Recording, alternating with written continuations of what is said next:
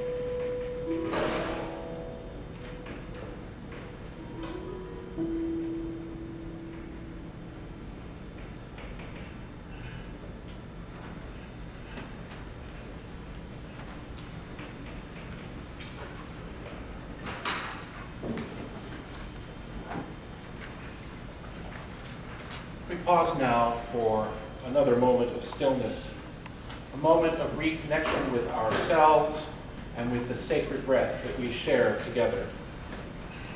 Take a moment now, if you will, and settle in your seat, feet flat on the floor, hands relaxed, spine uplifted, shoulders at rest.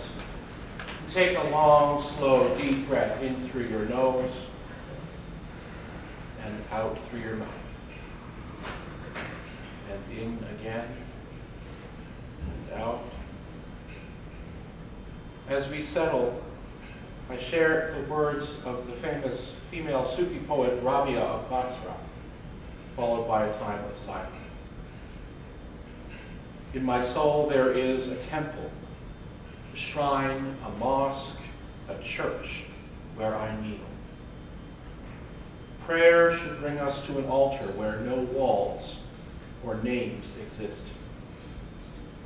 Is there not a region of love where the sovereignty is illumined nothing?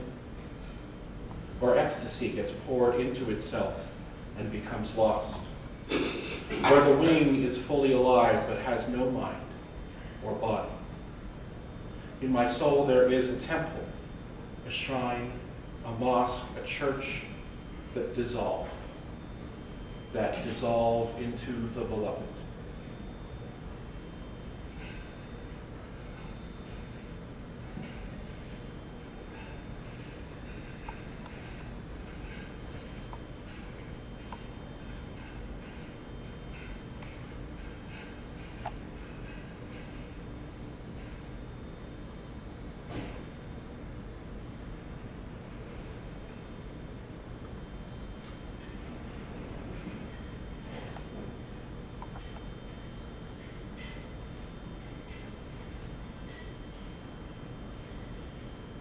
Ubi caritas et amor, ubi caritas Deus ibi es, ubi caritas et amor, ubi caritas Deus ibi es.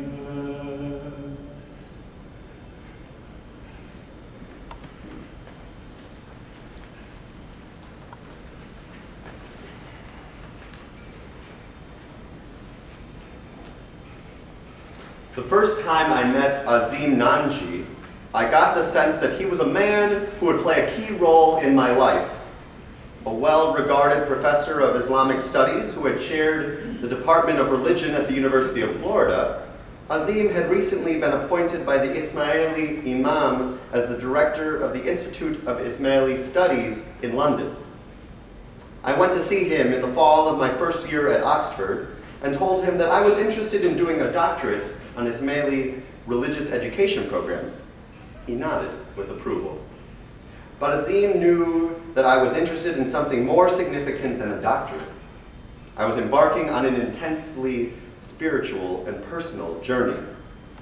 The perspective I brought to Islam had been shaped by my admiration for Dorothy Day, Mahatma Gandhi, and the Dalai Lama, as well as my friendship with Kevin and Brother Wayne. I loved the spirituality and social justice in Christianity, Hinduism, Judaism, and Buddhism. I had no interest in Islam until my most recent trip to India, when the Dalai Lama had told me to be a good Muslim, and where I had seen my grandmother model what that meant. Now I wanted to learn about the tradition behind her spiritual equanimity and service ethic. Were there heroes in my faith like Abraham Joshua Heschel and Martin Luther King Jr.? Did it have poets like Tagore and Black, philosophers like Maimonides and Aquinas? Had my faith helped free countries the way Gandhi's Hinduism had? Did it have mouth-widening beauty like the Sistine Chapel? I knew nothing of Islam except that it lived in my bones. I desperately wanted it to be magnificent. Without my explaining any of this directly, Azim somehow understood that this was the animating impulse behind my dissertation topic. He looked at me intently as I explained what I wanted to research, then said, "So many of us begin our careers by studying our history and then locating ourselves within it. My own dissertation was in a similar area. You are living at a time when Islam can go in many different directions, and it will be young people like you who are shaping its next steps. Having an understanding of the humanistic dimensions of Muslim history and how to teach them most effectively is about as important an education as you can get. I want you to know that my door is always open to you."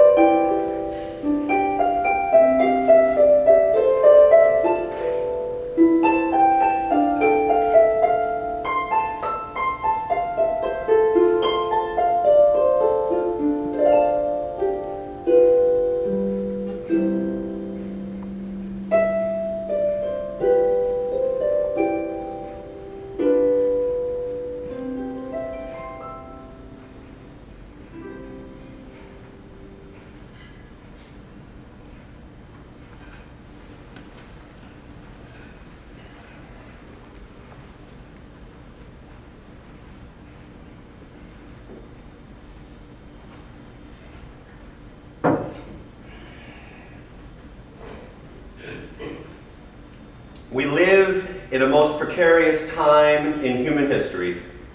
Countries around the world are facing economic collapse, political revolution, and intense social upheaval.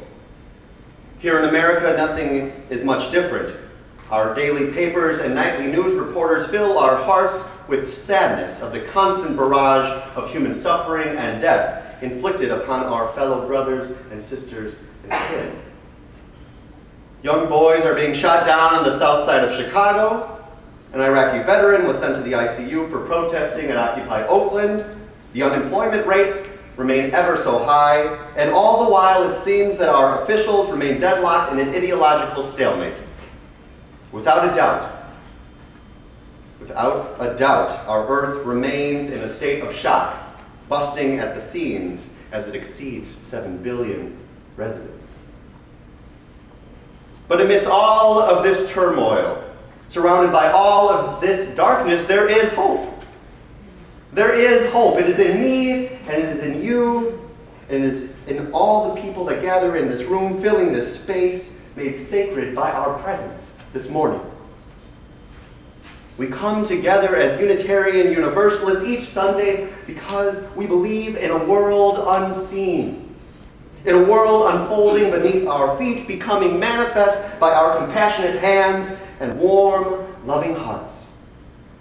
And every weekend, billions of other people around the world gather in places of worship just like this one, not to run away from the realities out there, but to be reminded each and every week of the headlines that didn't make the New York Times or the Today Show.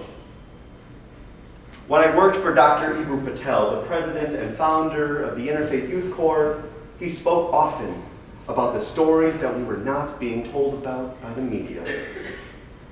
The stories that signify not only the potentiality for social cohesion, but the reality that people from diverse backgrounds come together every day to make the world a better place. We live in a world where it is easy to get pessimistic, cynical, and just plain tired of holding it together. Progressive people, religious and secular alike, are becoming frustrated beyond measure by the widening division in society, as made clear by the Occupy movement, which continues to gain momentum in cities and towns throughout the country and the world. But what is more troubling than living within this tenuous, globalized world is the fact that hundreds of millions of people are coming of age and entering adulthood in this time of great uncertainty. As a young adult and a lifelong Unitarian Universalist, I resonate already retrospectively considering the difference between my transition into this stage of life compared to many of you here this morning that are only now becoming aware of this grand complexity of the world that you are about to enter into. It seems as if in just the last 5 years or so, we have journeyed into dangerous waters, not uncharted, but rarely traversed in recent history. And so I ask all of us, each of you, today, to consider with me how we, as religious leaders, will respond to the needs of our youth and young adults as they progress through this time of great revelation and transformation. This discourse is not solely related to the well-being of our youth and young adults, but to the entirety of our faith tradition. As Unitarian Universalists, we promote the interconnected web of existence of which we are all a part. We cannot subdivide the symbolic web, for our souls and our hearts are woven in together. Clipping away South Sudan or South Chicago or the cares and needs of any part of our global family must be understood as a serious spiritual detriment, which only will foster a similar ideological stalemate, that is, she is not my sister, he is not my brother, as the ideological stalemate that's going on in Washington, D.C. So, the pursuit of effective youth and young adult ministries is the pursuit of dynamic intergenerational ministries. And I believe the journey towards effective intergenerational ministries and leadership around this issue begins and ends with a greater realization of, appreciation for, and an engagement with our fourth Unitarian Universalist principle. The beauty of our fourth principle is that it is not only a very progressive theological stance, but it is also a very demanding task. I once delivered a sermon where I articulated the disparate demands the adjectives free and responsible present to us as we travel along our spiritual path towards truth and meaning. Freedom is a wonderful, simple qualifier. Like kids in a candy shop, we can run for the Skittles, follow it up with a couple malted milk balls, avoid the Twizzlers altogether, and finish it off with some terribly time-consuming, but ultimately satisfying gobstoppers. But then we must push the metaphor further and question our level of responsibility as a result of our sugar high and our candy binge. What parts of our diet are we not fulfilling to remain healthy individuals? The reason I bring this up is to not scold the sweet tooths in the audience. Rather, I want to lift up this dual reality to show my deep appreciation to both the freedom this principle gives us, as well as its demands for spiritual responsibility, individually and collectively. Simply put, I find no greater embodiment of this responsibility in spiritual formation than in the moments of engagement between people across religious and philosophical backgrounds. When we come together, not despite our differences, but because we share a common longing for peace and justice in the world, we begin to see the magic manifest. The civil rights movement was an example of this in the 50s and the 60s when Rabbi Abraham Joshua Heschel and the Reverend Dr. Martin Luther King Jr. marched together in solidarity for equal housing, employment, and voting rights. 9/11, while a horrible day in human history, helped us realize our need for building authentic interfaith organizations in the world and relationships between communities and nations unlike our own. And since then, the growth has skyrocketed as people began to realize that we need to come together, that we have a stake in each other's lives.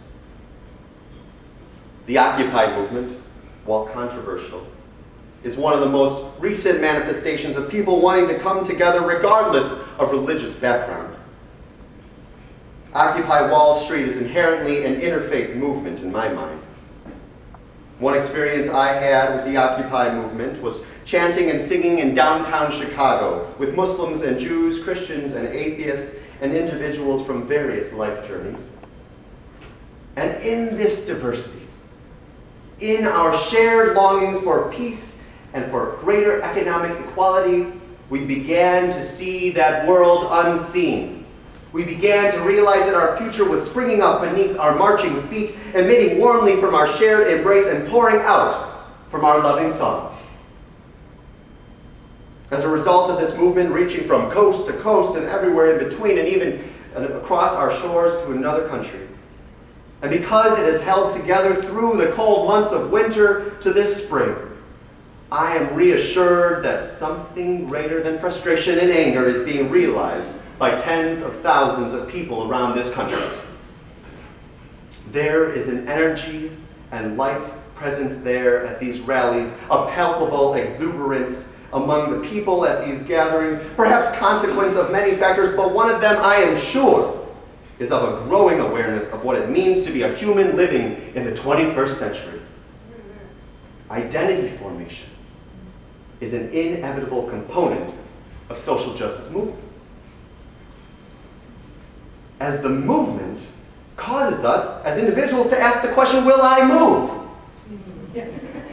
But to answer this question, one must consider first the existential and age-old question, who am I to move? Every single religious community asks this question, along with those related to our origins, where do we come from, our journeys, where are we going, and our association to others, who am I in relation to the world around me?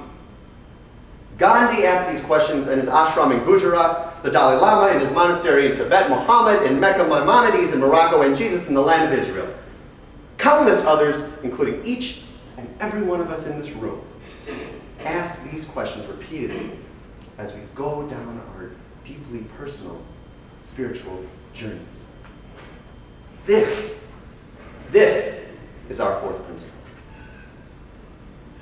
And this is also the case for members of youth groups in our UU churches throughout the country and young adult groups.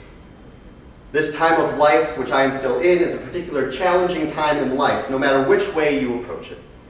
We as young people are beginning to grapple with issues of sexuality and gender, race and class, vocational direction, and economic worries. We balance between, on the one hand, complete eagerness to take this world by storm, go to college, graduate, and be free. And on the other hand, a deep fear of the unknown overwhelms us, of the world that awaits us, and the path our journeys may take. Eboo Patel's memoir, Acts of Faith, the story of an American Muslim, the struggle for the soul of a generation, articulates this dual journey of discovering oneself while understanding it in relation to the collective time we share together on this planet. Patel, who grew up in Glen Ellen, Illinois, a primarily white and relatively wealthy suburb of Chicago, struggled to understand his identity as an Indian American Muslim, growing up in a culture where he was clearly other. As our first reading indicated, his time growing up was fueled by shame and even self-hatred. He desired to fit in with the hegemonic white culture that surrounded him, that engulfed him, where he could simply shoot hoops and just be normal. In college, he began to realize that this longing for singularity and identity was not the norm.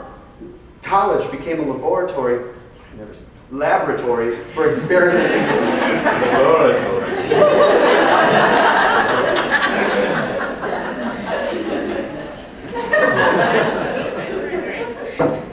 College became a laboratory for experimenting with one's identity, where one could be free to express oneself without rebuke. Through this struggle of understanding about who he was as an individual, he began to realize the richness and diversity of human experience and existence. Patel came to an affirmation of his own identity and family history in part through meeting and engaging with people from different religious backgrounds.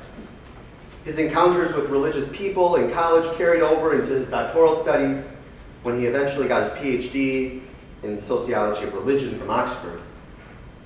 In other words, Dr. Patel wanted to understand the power religion could and does have in uniting people around common causes to make the world better. He learned about the Beatitudes of Jesus, the Noble Truths of Buddha, the concept of Tikkun Olam in Judaism and Tawhid in Islam, and was overwhelmed by the compassionate points of intersection in these traditions and teachings.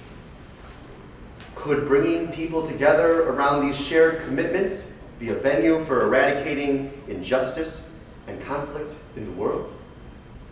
Patel surely believes so, as his organization, the Interfaith Youth Corps, has become one of the largest and most successful interfaith nonprofits in the world. The IFYC strategically considered the various venues to engage communities with opportunities for interfaith engagement. Empowering young people in college was agreed upon to be the most logical approach. For young people in this country are not only the shapers of tomorrow, but also a powerful factor for social change today. The Occupy movement is just one example of this, since it is largely run and maintained by young people under the age of 35. This book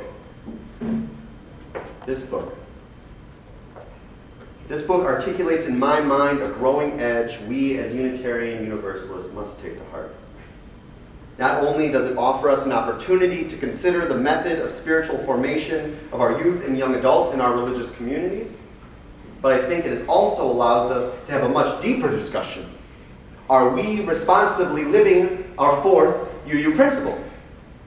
Are we called to greater engagement with people of various religious traditions, to learn from each other and work towards the improvement of the world in which we are all co-residents? Or perhaps even a greater question: how can we engage more holistically with the religious diversity within our own congregations?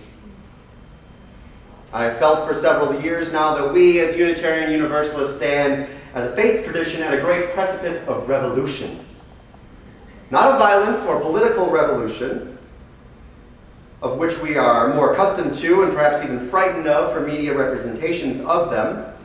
Rather, we gather today at the genesis of what I hope to be an ongoing spiritual revolution, A revolution of the heart, of the soul, a spinning dance of repositioning our focus towards a greater attention to the power interreligious engagement can play within our spiritual practices individually and our faith tradition collectively.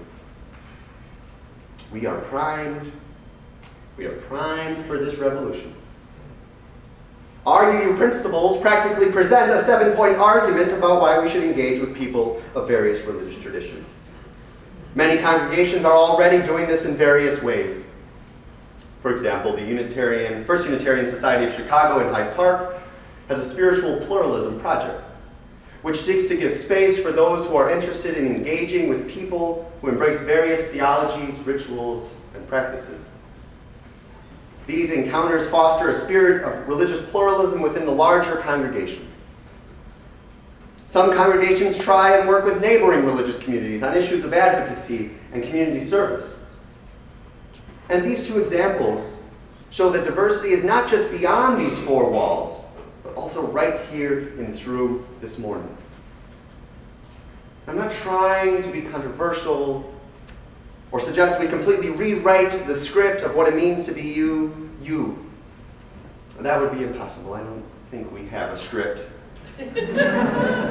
What I am advocating for is that we continue to consider the place of interfaith engagement in the work of our congregations, our association, and each of our own life journeys.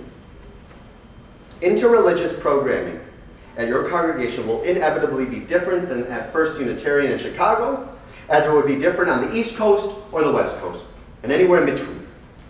However, I believe that there is an intimately profound connection between what's in this book and what's in the future of Unitarian Universalism.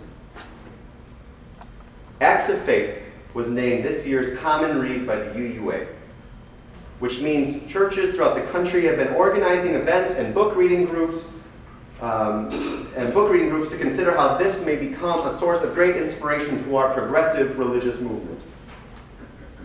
Ultimately, I consider this book to not only be well written, but also written for individuals like all of us. Like all of us, young and old, and everywhere in between. Identity formation does not stop at 18 or 21 or 30 or 90. Truly. Struggles regarding sexuality and gender, career path and economic stability are issues that do not discriminate by age, and they do not discriminate by religious tradition.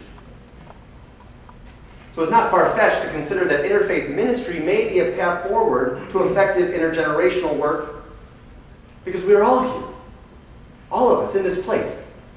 But not just this place, this place, the earth, our home, together. Whether you are Buddhist or Muslim, Christian or Jew, Unitarian Universalist, none of these, all of these, we must affirm our shared humanity in this world. We are all on a journey, and we are all in this spiritual revolution. If we can unite in this venture, the possibilities are endless. A central part of the Unitarian Universalist Coming of Age program is the time when we send our youth to various places of worship so that they may experience the culture and practice of different religious traditions. This was a powerful experience for me, and perhaps what initially got me interested in interfaith engagement. I can't state this enough. The children and youth and young adults in this room and at your congregations are bright and shining symbols of the future before us. They are coming of age. I am coming of age, and yes, each of you too are coming of age as we continue to spiral down our spiritual paths. 7 billion is a very large number. It takes a certain level of maturity and leadership to build a cohesive global community amidst this diversity. It also takes a certain nuance in religious leadership to address the needs of the day in our religious communities. May our leadership in our churches and wider communities be beacons of hope and promise. May we never stop coming of age, growing in love, or journeying together along our paths of spiritual revolution. May it be so. Yes.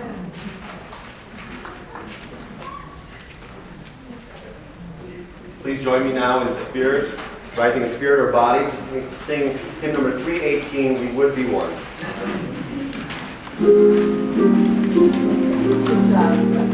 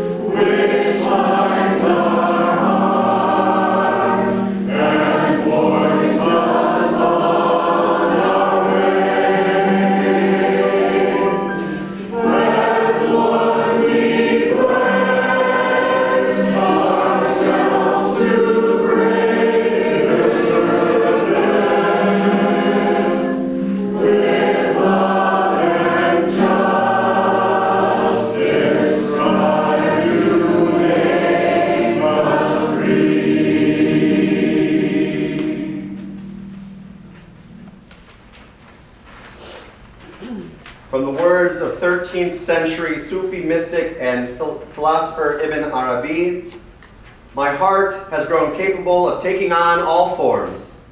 It is a pasture for gazelles, a table for the Torah, a covenant for Christians, Kaaba for the pilgrim. Whichever the way love's caravan shall lead, that shall be the way of my faith. Go in peace.